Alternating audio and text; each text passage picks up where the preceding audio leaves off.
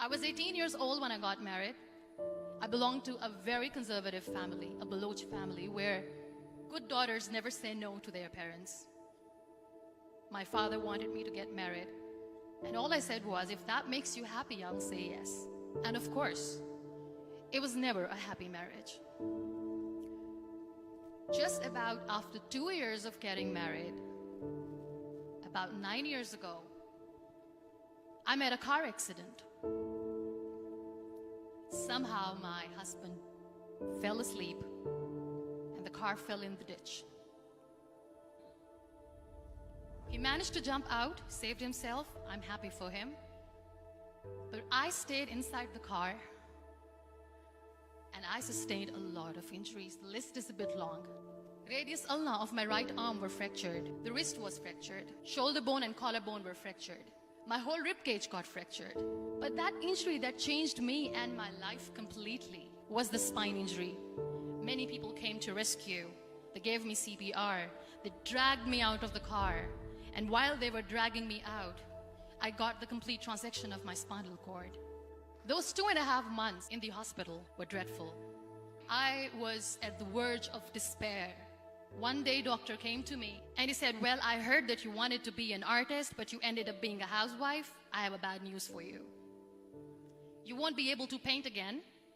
Next day, doctor came to me and said, your spine injury is so bad, you won't be able to walk again. I took a deep breath and I said, it's all right. Next day, doctor came to me and said, because of your spine injury and the fixation that you have in your back, you won't be able to give birth to a child again. That day, I was devastated. I started to question my existence. Why am I even alive? So what kept me going was, one day I asked my brothers, I know I have a deformed hand, but I'm tired of looking at these white walls in the hospital and wearing these white scrubs. Bring me some colors, bring me some small canvas. I want to paint.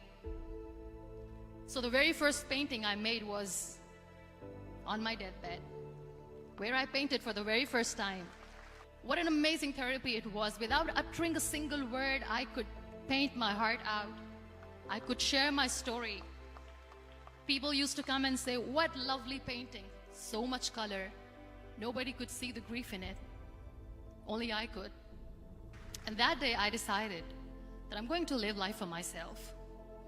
I am not going to be that perfect person for someone. I am just going to take this moment and I will make it perfect for myself. That I'm going to fight my fears. So I wrote down one by one all those fears. And I decided that I'm going to overcome these fears one at a time. You know what was my biggest fear? Divorce. But the day I decided that this is nothing but my fear, I liberated myself by setting him free.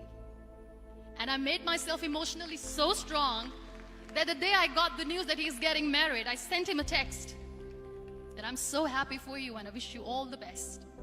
And he knows that I pray for him today. Number 2 was, I won't be able to be a mother again. And that was quite devastating for me.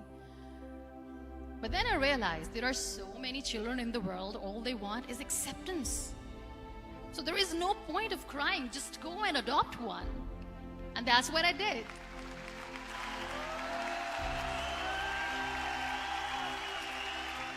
I gave my name in different organizations, different orphanages, and I waited patiently.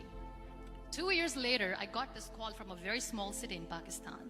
I got a call and they said, are you Muniba Mazari? There is a baby boy and would you like to adopt? I could literally feel the labor pain. I said, yes, I am going to adopt him. I am coming to take him home. And that day, I was 2 days old, and today he's 6. You know, when you end up being on the wheelchair, what's the most painful thing? People think that they will not be accepted by the people because we, in the world of perfect people, are imperfects. So I decided to appear more in public. I started to paint. I have done a lot of modeling campaigns. I decided that I'm going to join the national TV of Pakistan as an anchor person. I became the National Goodwill Ambassador for UN Women Pakistan, and now I speak for the rights of women, children.